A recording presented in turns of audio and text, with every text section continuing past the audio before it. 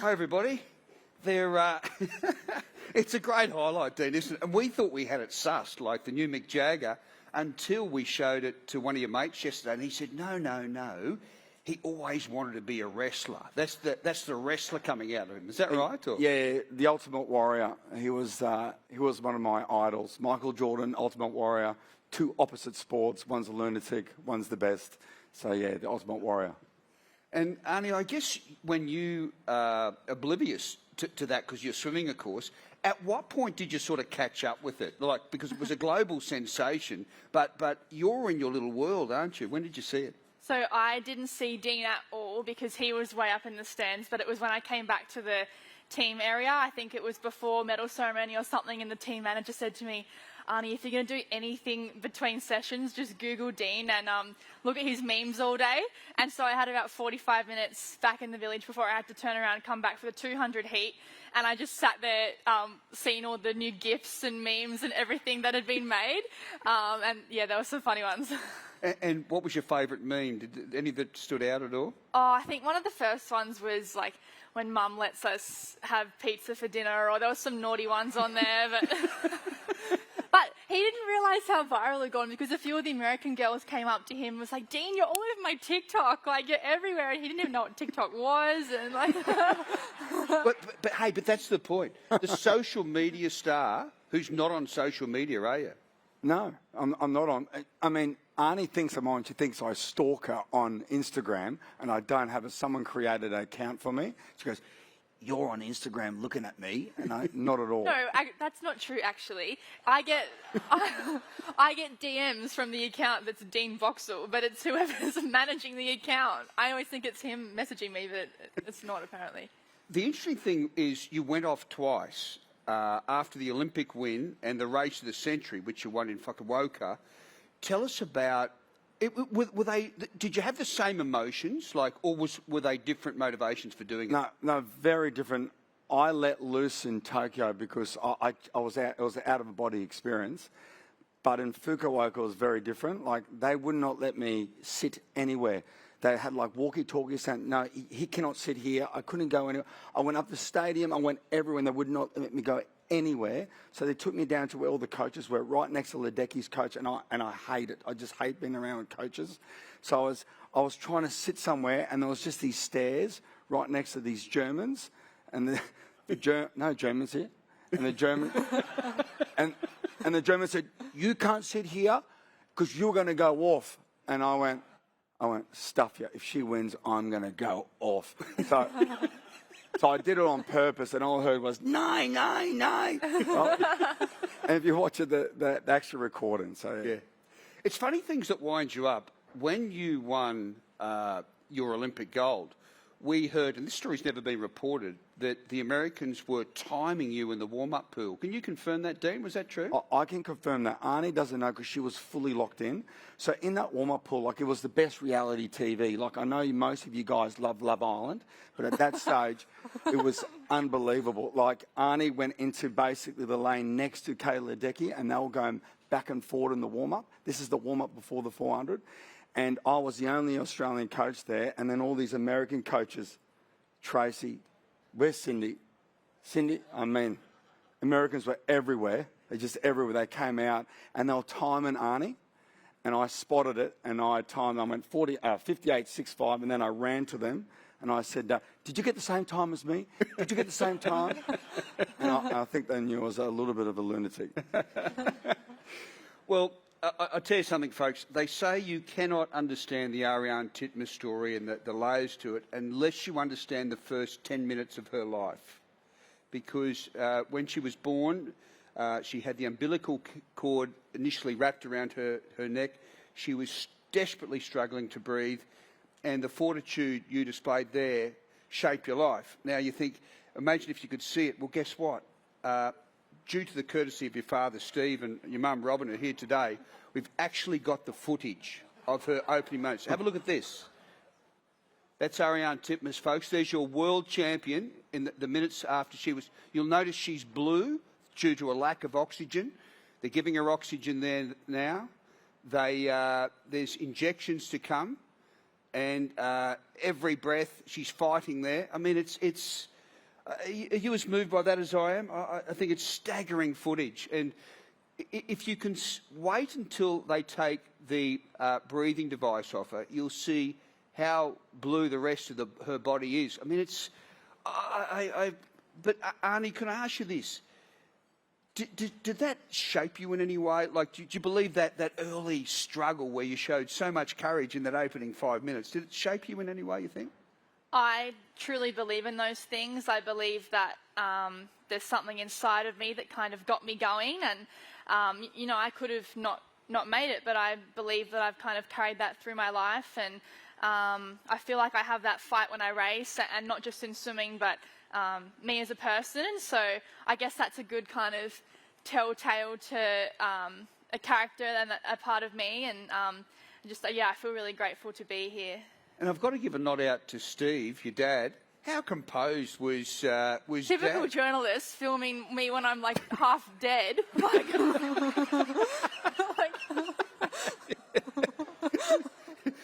I must admit there is that. Like, he's so composed. Like, there's not even a wobble, is there? Like, no tummy tickles, nothing, Dean, is there, really? No, because I'm a professional. But Steve and Robin, it's great to have you here today. And then, of course, came your first contact with the water. That moment when you were having a bath and you thought, was she a natural water baby? Well, we've got that. We can prove. Have a look at this.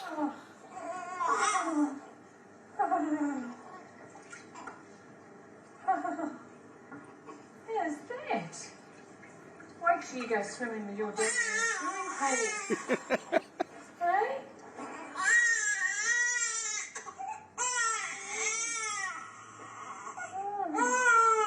he didn't like it. What are you seeing? What are you seeing, Arnie, when you see that? I didn't like it very much, but but I think it's cool how Mum said there, just wait till you go swimming with your dad in the pool, and that's pretty much how I got into swimming. We always had pools in our backyard, and I swam with Dad ever since I was little, and yeah, that's really where my love of swimming kind of came from, and so yeah, it's crazy where it all starts. And the things that you had to overcome, I mean, here's one. At age 14, when your coach left, you're in Tasmania, and you basically coach yourself. Like, you had to pay entrance to a pool and swim with other people. Is that right? Yeah, so at 14, it was kind of when our family was sorting out the move to Brisbane, and my coach had left, and I didn't want to do the sessions that the rest of the squad were doing because I had just qualified for my first Australian team, and so my coach from Brisbane was texting me the sessions every day, and I would pay an entry fee, go into the pool twice a day around school as a 14-year-old, and swim in between all the public swimmers and have no one time me. And 7K each session, I was swimming massive mileage at a really young age, and I did that for about 3 months.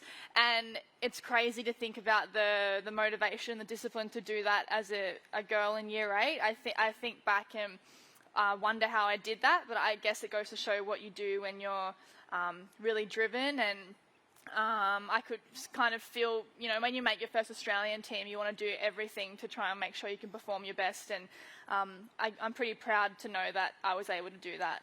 And the gamble, Steve and Robin over there, Steve, of course, is reading the news tonight on the Gold Coast, and it's lovely to have him along.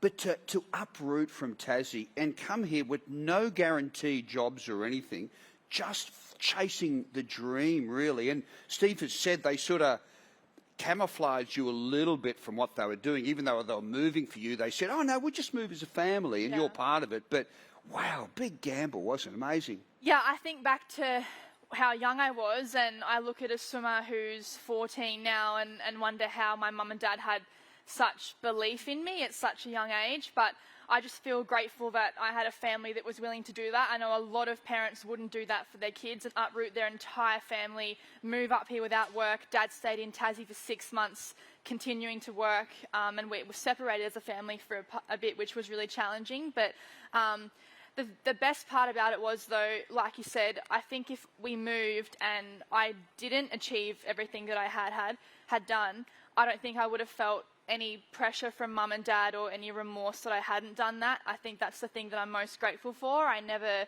felt there was this massive pressure for me to actually make it. I just always felt really loved and you know, like you said, we were moving to Brisbane, a big city from a small town of 90,000 people, and I think it goes to show how lucky I am to have them as a family, and I've never really felt the pressure to perform.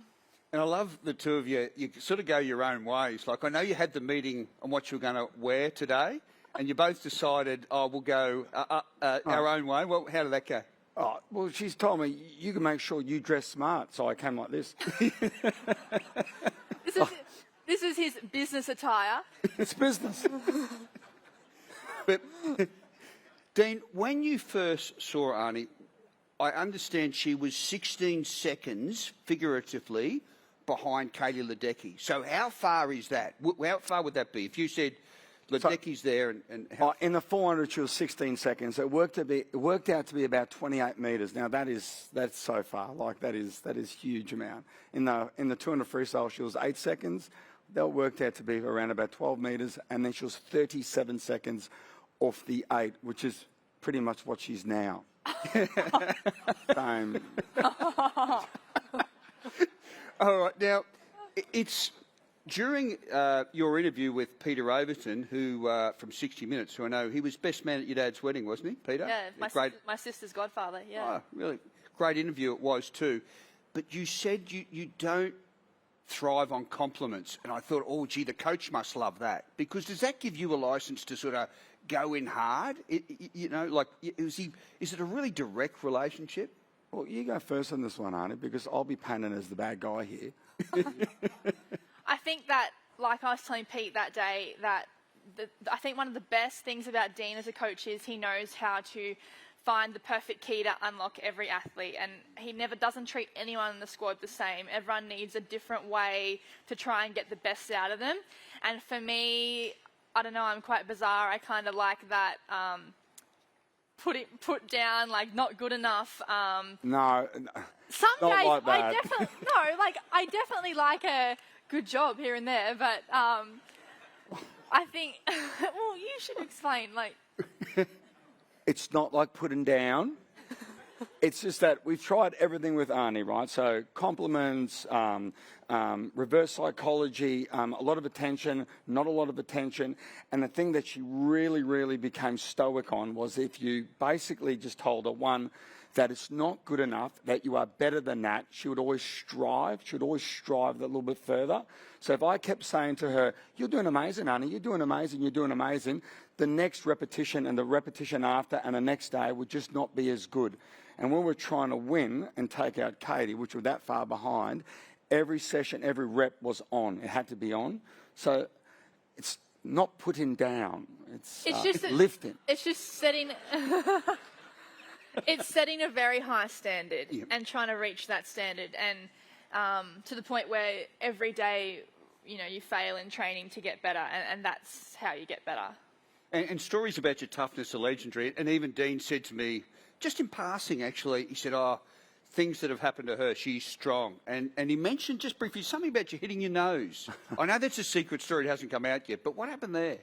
Well, I wasn't there because I had to spend family time. It was the national event camp last year, this year actually, heading towards Fukuoka, and I had to go and spend family time. I get this phone call that Arnie has broken her nose at the camp, and I thought that they were joking. I thought it was Steve sensationalising it, you know, but it wasn't. It was a true story. Arnie, explain how you broke your nose. So we're getting in the car to go training, and we had these, you know, Kia Carnivals, all of us getting in, and I was trying to move the seat forward to get into the back, and the seat goes bang, like, into my face, and just, like, blood went everywhere, and I broke my nose from it, and the first thing was, oh no, I can't go training, and so they sat me down, and our team doctor, we rang him, and he said, come in and I'll sort you out. So go into Luke's offices, and he goes, yeah, your nose is broken. And it was like a little bit crooked, and he right there, like, put it back in place and, like, put it back. And I said, oh, so can I go and train now? And he said, nah, Arnie, like, I don't think you should train tonight. Like, it'll still, it's not set, like, it'll still move, and there's a lot of, you know, it's a bit gross. But I said, can I at least do something? So he said, you can jump on the bike and just spin your legs. So I did that, And I didn't know that Dean knew yet, but I was in the car with the team manager on the way back to the pool. This is going to sound really bad again. And I put him on speaker, and, you know, Kirsty's there with me going, Arnie, you okay? Like, you all good? You got enough ice? Like, I've still got the ice on my nose.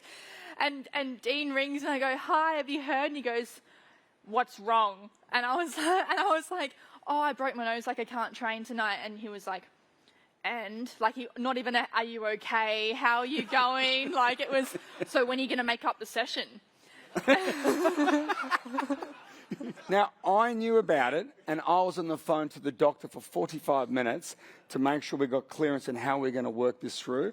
And I saw a moment, so I knew that she was in the car with the other swimmers. No, I wasn't. I was just with Kirsty. Right, and so what I did was I said for her to go, hop on the bike, and the next day you'll do your main set. And it just spread like wildfire. There's a podcast that's gone out about that story. It's now gone out to the world just because of that moment, showing how tough Arnie was. So I knew that there was a time that we could do this. The doc said she's fine to do this.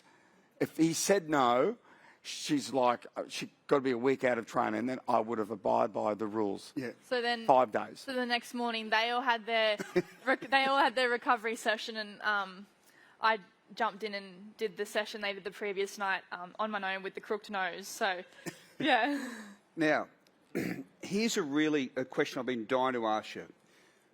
When you beat Katie Ledecky in the Olympics, we just sort of saw two swimmers going together, but there was always a whisper that this was one of the great plans, not just in swimming but in Australian sport, for one athlete to beat another. She is regarded, Katie Ledecky, still in America, as the greatest female swimmer of all time, and you brought her down. And it was a plan, they said, stretched not for a day or a week or a month, but years of research. But it's never been written and it's never been spoken about. So, Dean, I'll ask you if you're gracious enough to just say, tell us, I'll divide it up into two parts, Katie Ledecky, the person, and the stats that you look at. But first up, your Project Ledecky, the person, to beat her in that games. I don't want to bore people, and please don't cancel me. But, for example, she was the greatest female swimmer of all time, and I still believe that she is, what she's achieved. And Arnie does as well. A lot of respect there. But she didn't know who I was, and she started to know who Arnie was. But I needed to find out what this person's like, because I've asked many people, many Americans, what she was like, and they'll give me this information. So then I decided to go further, information gathering. Like some people said, well, spine. Is Mr. Dutton here? Good. So I try to get as much information as I can. And, you know, I sat next to her at breakfast, lunch and dinner on the on the bus, and just try to watch and see how she was. I watched her warm up by herself after Arnie, just so much, just over and over at different meets, and just to see what she was the most professional female swimmer. The other male swimmer who was professional was Caleb Dressel, but she was so professional, and Arnie was very, very professional, but younger. And so I just needed that standard where we were going to go, right? So that was the one part. And that was 2018. And it was just us following that. That was about 2 years out, which happened to be 3 years. We never knew. Isn't it amazing? I just have this image of her sitting on a bus and you just sort of head tilted to one side, and sort of, or maybe glasses down a bit, or sort of, or holding on and just looking back. I was through the seats like Donkey and Shrek. just looking. Just looking. Tell me one thing you noticed about her from, like, say, sitting on a bus. Okay, you said she's professional, but just like relaxed, or is it just anything particular about it? Or did she notice you? No, but then she did, because this has never been done before in a competition. 2018 at Pan Pacs in Tokyo. So when we knew the Olympics were going to be there, Arnie cracked 4 minutes. Now, for guys who aren't swimmers here, that was like this milestone, this benchmark, and Arnie cracked it, and she lost to Katie by about 1.2 seconds. We were at that stage, prior to Commonwealth Games, we were 8 seconds off her. So now we've got, technically off the world record, we're 3 seconds off, but we're 1 second off in a race. So I asked our head coach and our director if I can run down the pool deck and meet Arnie at the stairs. And they looked at me and said, oh, okay. And I ran, and I waited for Arnie to get up the stairs. Like, this is at an international meet. Like, and Arnie got up, Katie came up, and she looked at me and she goes, "Oh, that's the guy from The Breakfast, I reckon." And then Arnie's popped up, and I gave Arnie a hug, and I think then she might. Oh, really? Yeah. And okay, that's your personal critique of the champ. Right. Now, and then you went back and you deep dived into stats like no man ever has. And I know you said to me, "Oh, you could go on for an hour about this," but tell me one stat that you got that you thought that's where we beat Ledecky. Well, I'll go, because there's more than one stat. I don't want to bore people, but Katie Lei swam 60 times from 2012 to 2020 400 freestyle. And I broke down with my team, they broke down all her splits. So that's 480 splits. And Arnie was absolutely terrible, shocking, horrendous at turns. Horrendous. Is she still your coach? Yeah, right. And she knew it. We were working on it, and I knew that they're going to target Arnie on the 750. Arnie knew that they're going to target Arnie on the 750. If she's there, because she's not very good at the turns, they'll come off the wall and they'll blast her. If you watch how Katie swims, she really works the underwater. So I'd gone through all the splits, 480 with the team, and the turn splits. And we did an algorithm. Well, I didn't. I'm terrible at computers. Edward was very good. Edward Chung here with technology. But they worked out this algorithm and broke it down of basically what Katie would swim at the Olympics. And I said, okay, well, that's not good enough, because I need you to base it back every year on her benchmark swim, World Championships, Pan Pacs, and you've got to be 97% sure. And they went back for 8 to 9 years, and they got 97% sure of how close that she will be. So they gave me the time, and I knew what the time was, and then I could plan ahead. And the turns, right? So we're nailing the turns. So we knew it was going to be the last turn, and they're going to target on the 750, because Arnie, beautiful girl, but has these flighty little moments on the 750. And so we just worked so hard to fix it. And when she turned in that race, it was the first time, other than the first time that she turned first. Arnie's name come up on the scoreboard. She turned first by like 0.13 on Katie on the last 50. And the turn time, because we got all the data, she outturned Katie by 0.2. She normally gets outturned by 0.5, so we improved by 0.7. And it was just us just working so hard. Amazing story and insight, folks, I think.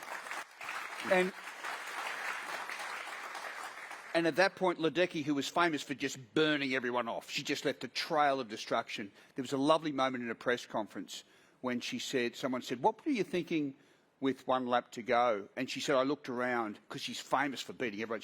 And it was a lovely little quote. She said, "I thought, oh, she's still there." And it was, did you feel that? What were you feeling at that point?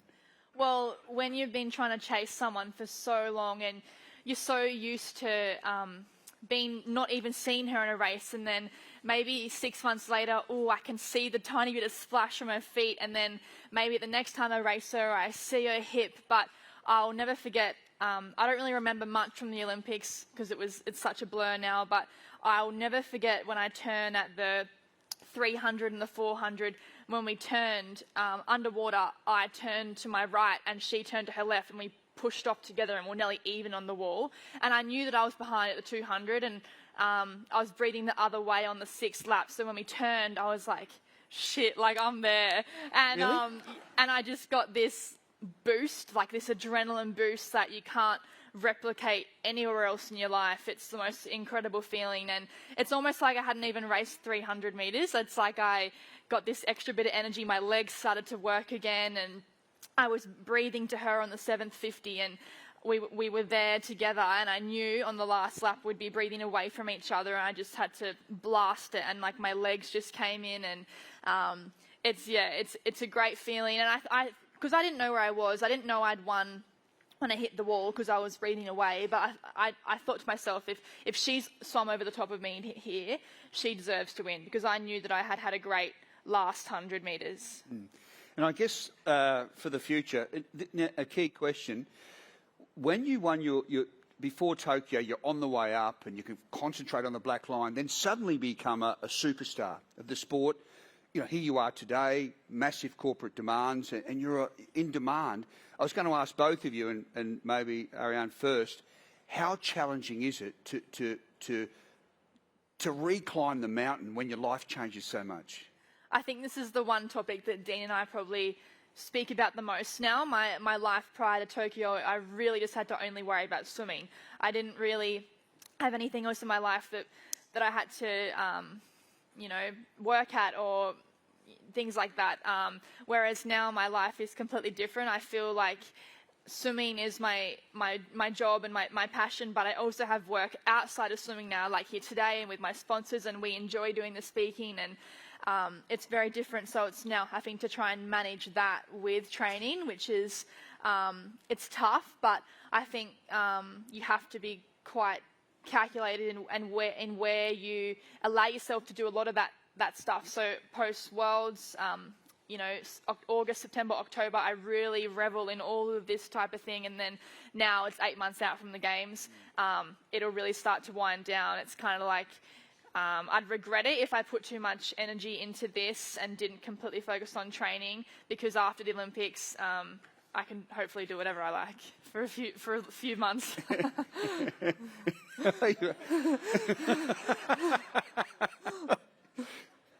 Where do I go? So there's about 23 people have won the 400 freestyle for women at the Olympics. 4,000 people have climbed Mount Everest. They believe that's one of the greatest human feats. Winning Olympic gold is so challenging. I know that what we had to do to try and achieve beating Katie. No one, but one person, has won the 400 freestyle Olympics twice, and her name is Martha Aurelius. She was back in the early 1900s. Now, there's a reason why. It's a tough event. It's a really tough event. Kayla Decky got the world record as a 19-year-old. Then Summer McIntosh beat the world record as a 16-year-old. Arnie takes it back as a 22. Now she's 23. This is the big one. This is the big one. This is for Arnie to become, I believe, one of the greatest female swimmers of all time. It's 8 months away. If I could probably talk with Arnie and about you here, I might go off here on a bit of a tangent. But I'm very close with this girl, and I know that Arnie, her greatest passion, other than swimming, is she just talks to me about how she wants to be a mother. And she had a huge scare this year about, she had a surgery, I don't know how many people know, but had like a tumour, benign tumour on her ovaries. And it was really, really challenging, and she was really concerned that she might not be a mother, and it could be cancerous. And we had to go through a lot of things, and it was very difficult with Steve and Robin. And I know that she just spoke to me about how she wants to be a mother, and she's going to be a great mother, and that amount of passion she'll put in to being a mother. Arnie, I know that if you were going to be a mother for 9 months, you would do everything. You would eat the right food, you'd be going to bed, you'd be buying the right products, you'd do everything you could to be the best mother. You have 8 months to be one of the greatest female swimmers of all time. What?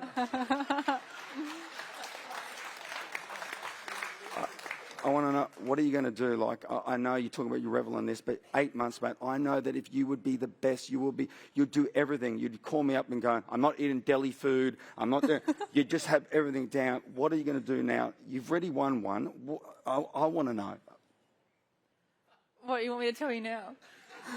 Let's commit. Let's do it. We had this meeting last week. I told you this. Well, I'm trying to get you a contract in front of the people in Sky. But in all seriousness, like it's an amazing sort of public plea. I guess. How do you feel? How do you feel about it? I think I would regret it, knowing that I didn't do everything I could going into these games. I feel like Tokyo was, as my first Olympics, I still feel like I wasn't at my best, but I believe that I'll be almost 24 next year, and I think I'll be at my physical and mental peak. I think it'll be my chance to swim the best that I possibly can. I truly believe that. I know what I was able to swim this year, and I swam, I think, the best swim of my career this year in the 400, and I know the work that I potentially missed out on this year because of other circumstances in my life. So I really want to go into these games next year knowing that I did everything I possibly could to swim the best that I can. And we used to always say if there was 100 stones, you'd turn over 100 stones. I think I'd just regret it if I touched the wall knowing that I hadn't done everything I possibly could. That's a great answer. And just anything else, Dean, you'd like to add at all to that? I just want to say, I hope Dean knows that I really want to win. Yeah. You know. And just one last one, just to inspire people before they leave.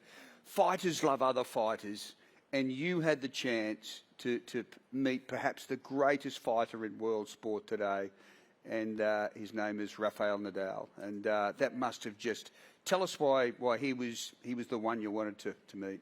I'm a big tennis fan, a massive Rafa fan. I've loved him ever since I was younger, and he's sponsored by Nike. I'm sponsored by Nike, and I tried to tee it up when he came to Australian Open a couple of years ago to, with them, go there and watch him play. And I got to sit in his player's box with his coach and his family and get to know them and watch him do his thing. And then met him after he had warmed down from the match, spoke to him after, and he was just so down to earth and so normal, and reminded me of myself. Actually, he is from a small island in Spain. He still lives there, actually, and I just think he's worked so hard to get to where he is. I look at someone like Roger Federer, and he just has incredible technique and skill in the game, where I feel as Rafa is the ultimate fighter and has the most passion for his sport, and I completely look up to that. I think that's kind of like me. I don't think I'm the most skillful swimmer in the world, but I think I have great fight, and meeting him was definitely a bucket list moment. And then I travelled last year through Spain, and his manager sent me his sister's number and said, just text Maribel. And I got in contact with her, and I got to go through, and she gave me a tour of his museum and all his training academy, which was incredible. And I love Rafa, and hope this is his last year on the tour, I think. So I hope that he can come back from injury and play well. He's a great story, and so are you. I so enjoyed the way you drop your guard today and let us into your world that we so rarely see. And the story behind the story have been magnificent, and I'm sure everyone here would agree. It gives us extra interest to follow you all the way to Paris and beyond. You're one of the greatest stories in Australian sport. Thanks for coming today. Oh, Ariarne Titmus, Dean Boxall. Thank you. Thank you. Thank you.